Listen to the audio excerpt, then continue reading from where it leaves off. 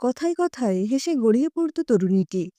একেবারে প্রায় সব কথায়, যে প্রশ্নই করা হোক না কেন, গাল ভর্তি হাসি ছিল ওর একমাত্র জবাব। খুশিতে ওর চোখ দুটোও চকচক করত, প্রায় সব সময়, বিনা কারণেই। কথোপকথনে ভাষাগত একটা সমস্যা তো ছিলই। আমার ভাষা বাংলা, টুকরো ইংরেজি, ভাঙা হিন্দি। ওর অস্ত্র কন্নড় আর মারাঠি। আমি কি প্রশ্ন করতাম, সে শুধু আমিই বুঝতাম। আর ও যে কি জবাব দিত, সেটা বুঝত শুধু ও নিজেই। আমাদের দুজনের মধ্যে যোগসূত্রটা ছিল বন্দনার মুখের ওই ভুবনজয়ী হাসিটুকু। ওর ওই স্বভাব মাধুর্যের কারণেই বড্ড ভালোবেসে ফেলেছিলাম সাহায্যকারিণী মেয়েটিকে। ভাষার ব্যবধানকে দূরে সরিয়ে আমার স্নেহের উত্তাপ সেও বোধহয় ঠিক টের পেত। এই সব গল্প 10 বছর আগেকার কথা। স্বামীর কর্মসূত্রে তখন সদ্য পুনেতে এসেছি। একটি মানুষকেও চিনি না, তবে বাড়ির কাজকর্মে সাহায্য করার জন্য একজনকে তো চাইই। আমাদের বিল্ডিংয়ের চেয়ারম্যান জোগাড় করে দিয়েছিল বন্দনাকে। প্রথম আলাপে ও নিজের নাম বলেছিল বন্দনা। আমি আমার মতো করে বন্দনাই ডাকলাম। মেয়ের তাতেও সে কি গড়িয়ে পড়া হাসি। বন্দনার বয়স তখন 24 কিংবা 25 হবে। দক্ষিণ পশ্চিম ভারতের গ্রামের মেয়ে। ওর বিবাহিত জীবনের বয়স তখনই প্রায় 10, এবং ততদিনে 3টি শিশু সন্তানের জননীও। উদয়াস্ত পরিশ্রম করেও মেয়েটির মুখের হাসিটি অমলিন। ওর স্বামী বিল্ডিং কনস্ট্রাকশন সাইটে মজদুরের কাজ করে। অভাবী সংসারে খুশির কিন্তু কোনো অভাব নেই। অচেনা পরবাসে সেই শুরুর দিনগুলোতে এই বন্দনার সাথেই আমার যা কিছু একটু কথা বলার সুযোগ হতো। সেই দিনটা ছিল শনিবার। আমার বাড়ির সব কাজ ছেড়ে বন্দনা এবার চলে যাবে। ও যেন একটু তাড়াহুড়োই করছিল সেদিন। কিন্তু টুকটাক গল্পগুজব না করে মুখ বুজে যে মেয়েটা কাজ করতে পারে না। ঘর মুছতে মুছতে বন্দনা আমাকে প্রশ্ন করল, ওর সেই বিচিত্র ভাষায়, দিদি, আজ তো শনিবার, বেড়াতে যাবে না তুমি আজ দাদার সাথে? সিনেমা দেখতে যাবে নাকি? আমিও একটু দুষ্টুমি করে উত্তর দিলাম, কেন রে, শনিবার হলেই বুঝি সিনেমা দেখতে যেতে হয়? তুই যাচ্ছিস নাকি আজ বরের সাথে? প্রশ্ন শেষ হতে না হতেই একেবারে হেসে গড়িয়ে পড়ল তরুণী। ওর বক্তব্য, হ্যাঁ তো, শনিবার বলে কথা। টেনে টেনে যেন আবেশে জড়িয়ে ও বলেই চলল, আজ আমরা 5 জনে মিলে মুভি যাব, বাইরে খানা খাবো, বাচ্চাদের বেলুন কিনে দেব। আজ আমাদের খুশির দিন। আমার মরদও আজ জলদি জলদি কাজ সেরে বাড়ি ফিরে আসবে বলে দিয়েছে।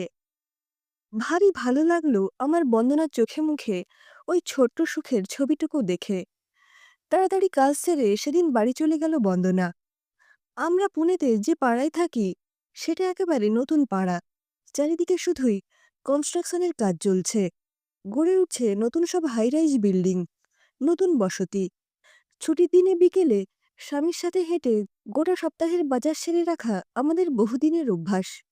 সপ্তাহ জুড়ে ব্যস্ততায় সময়াভাব তো থাকেই। সেই শনিবার বিকেলেও সেই রকম হাঁটছিলাম। খেয়াল করলাম, পাড়ার সব দোকানেই ভেসে বেড়াচ্ছে একটা খবর।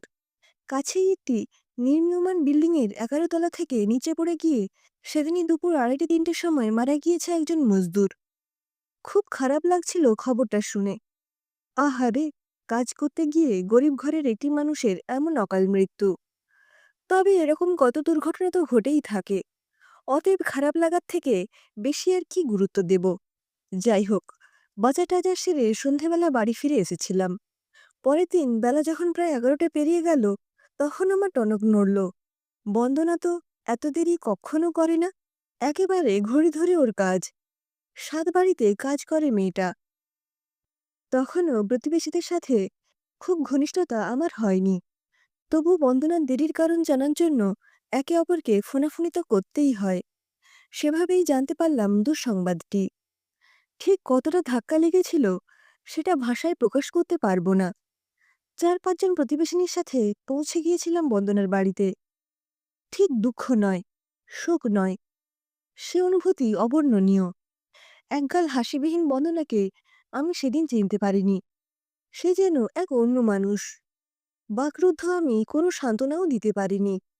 এরপরেও বেশ কয়েকদিন গিয়েছি বন্দনার বাড়িতে। ওর স্বামী যে বিল্ডারের অধীনে কাজ করত, তারা খুব দ্রুত 1.5 লক্ষ টাকা ক্ষতিপূরণের ব্যবস্থা করে দিয়েছিল।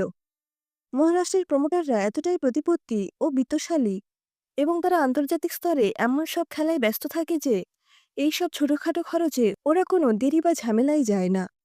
মাত্র 15 দিনের মধ্যেই সব ব্যবস্থা হয়ে গিয়েছিল। শুধু একদিন নিজের অন্ধকার ঘরে বসে নতমুখে বন্দনা জানালো, যে লোক দুটি বিল্ডারের দেওয়া চেকটি পৌঁছে দিতে এসেছিল গত সন্ধ্যায়, ওরা কাল সকালেও একবার এসেছিল। বন্দনাকে বলে গিয়েছিল ভালো করে মুরগির মাংস রান্না করে রাখতে। সন্ধেবেলা দারুর বোতল অবশ্য ওরা নিজেরাই সঙ্গে এনেছিল। আমি মৃদুস্বরে প্রশ্ন করেছিলাম, বন্দনা মাংসের ব্যবস্থা করেছিল কিনা। মুখ না তুলে বন্দনা চুপ করে বসেছিল। সেই সন্ধে আর কি ঘটেছিল সেই প্রশ্ন করার সাহস আমার হয়নি। হয়তো বন্দনার জবাবের মুখোমুখি হওয়ার মতো মনের জোর আমার ছিল না। সদ্য বিধবা 25 বছরের তরুণীটি পাথর প্রতিমার মতো বসেছিল। কোল ঘেঁষে ওর 3টি শিশু সন্তান। আমি আক্ষরিক অর্থে সেখান থেকে পালিয়ে এসেছিলাম। না, 3টি নাবালক সন্তানকে নিয়ে একা বন্দনার পক্ষে পুনে শহরে আর বেশিদিন থাকা সম্ভব হয়নি। বড় অসহায় সে জীবন। বন্দনা ফিরে গিয়েছিল ওর গ্রামের বাড়িতে লাটুরে। সময়ের মনে সময় কেটেই যায়। দেখতে দেখতে কেটে গিয়েছিল আরও 2 বছর। স্মৃতির স্বাভাবিক নিয়মেই বন্দনার কথা আমার মনে কিছুটা ফিকে তো হয়েই ছিল। তারপর হঠাৎ একদিন বেলা 10টা নাগাদ বাড়ির কলিং বেলটা বেজে উঠল। দরজা খুলে এক চমক। সদরে দাঁড়িয়ে আছে বন্দনা। বড় কৃশ মলিন চেহারা, সাথে 3টি সন্তান। বেশ মাথায় লম্বা হয়েছে তারা, একটু বড় বড় ভাব। অসহায় দৃষ্টি নিয়ে দাঁড়িয়ে আছে মায়ের আঁচল ধরে। বন্দনার জীবনের এই 2 বছরের ইতিহাসও খুব চেনা গল্প। ঠিক এই রকমই তো হয়। বন্দনাকে রেহাই কেউ দেয়নি, কেউ দেয়ও না। ও শ্বশুর, ভাসুর, দেওর, এমনকি বাপের বাড়িতেও ভাই, দাদা, দিদি, জামাইবাবুরা ওর 1.5 লক্ষ টাকার ভাগ নিয়েছে। সেই সাথে আর কি জানি না, এবারেও জানতে যাওয়ার সাহস হয়নি। বাস্তবের মুখোমুখি হওয়া বড় কঠিন।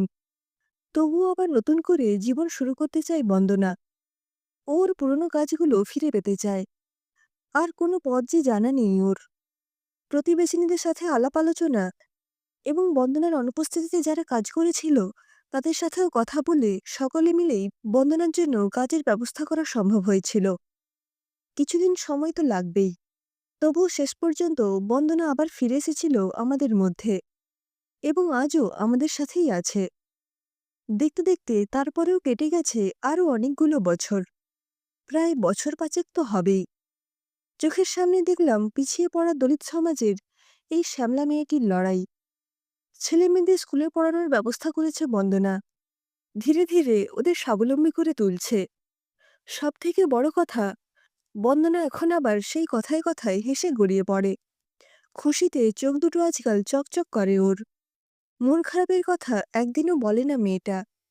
আগে বড্ড স্নেহ করতাম বন্দনাকে। আজকাল মনে মনে বড় শ্রদ্ধা করি ওকে এবং ওর লড়াইকে। প্রতিনিয়ত প্রার্থনা করি, বেঁচে থাক বন্দনা, বেঁচে থাকুক বন্দনারা। ওদের মুখের হাসি অমলিন থাকুক, আলোয় ভরে উঠুক ওদের জীবন।